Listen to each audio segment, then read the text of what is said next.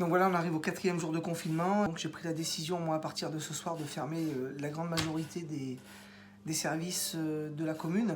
Alors il va toujours subsister un minimum de services, l'accueil téléphonique, l'administration va fonctionner au ralenti. Les services techniques vont fonctionner au ralenti aussi, vont travailler uniquement sur astreinte. Et donc tous les matins, il y aura un responsable qui fera le tour de la ville. Ensuite, une équipe qui viendra ramasser, nettoyer éventuellement si c'est nécessaire. On continue la garde d'enfants pour les soignants. On a passé nos 15 derniers jours à nettoyer, désinfecter tous nos bâtiments de fond en comble. Ce soir, on ferme la boutique, on ferme la mairie. J'avoue que c'est un petit peu compliqué pour moi à gérer le fait de fermer la mairie.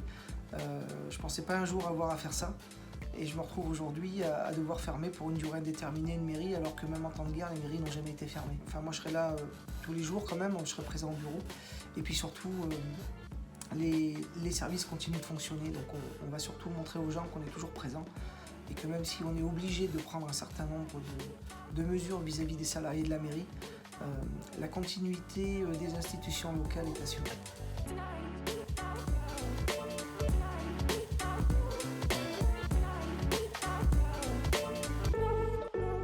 Voilà, on dématérialise tout pour que pour le mois ou les 2 mois à venir, on puisse malgré tout pouvoir assurer la continuité administrative, y compris de nos écoles. Les services des ressources humaines continuent toujours leur travail et s'assurent que donc le personnel pourra continuer à être payé normalement. Nous voici au service finance, donc là le nerf de la guerre.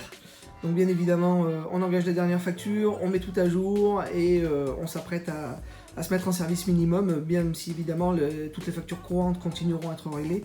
Et donc par contre là, tout est fait de manière à ce que le personnel vienne ici qu'un minimum. La direction générale des services, avec la directrice générale des services et la police municipale, donc on affine les mesures notamment au niveau de la population, on s'assure que tout est prêt au niveau administratif, on s'assure que tout est prêt au niveau des différents services et du personnel. Donc voilà, comme ça on fixe les dernières règles avant de fermer boutique. Voilà, donc là au niveau de la population, on est en train d'appeler les 600 personnes de plus de 67 ans de la commune. Et donc ça, ce sont les élus qui le font. On s'assure de leurs besoins éventuels.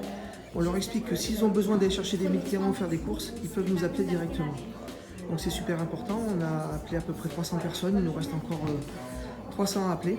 Mais au moins, ça nous permettra de pouvoir avoir un lien direct avec eux. Et surtout, les 70 personnes les plus isolées et les plus fragiles, elles, par contre, nous les appellerons tous les jours. Alors que là, on fait un seul appel. Et ensuite, les gens nous rappellent s'ils ont besoin de nous. On a pratiquement fini les 642 familles. Il nous reste une trentaine d'appels à faire. D'accord. En combien? En 2 jours de temps? Bon, bah, écoutez, si tout va bien, je vous souhaite un bon après-midi et prenez bien soin de vous. Bonjour, monsieur Andran de la mairie de Ligneuville. Nous vous contactons dans le cadre de la crise pour savoir si vous auriez des besoins particuliers pour vous rendre à la pharmacie ou vous rendre pour faire des courses. Très bien. Vous n'avez pas de souci particulier? Vous avez bien vos attestations pour vous déplacer? Non, c'est sûr.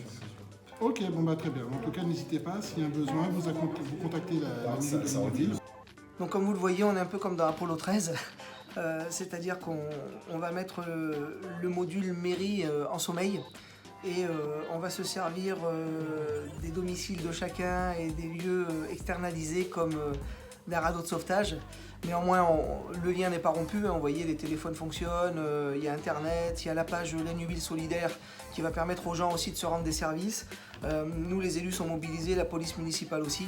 Et donc, il n'est pas question en tout cas de rater le défi que ce virus nous lance. Et donc, on se donne tous les moyens pour y parvenir, les moyens locaux, et on essaie d'inventer des nouvelles méthodes de travail. Donc, au final, ça nous pousse aussi à l'imagination et à oser des choses qu'on n'aurait peut-être pas osé avant.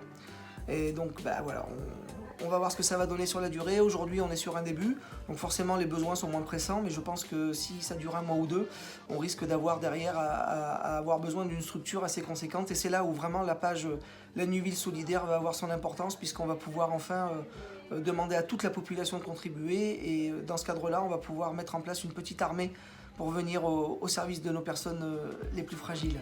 À très bientôt.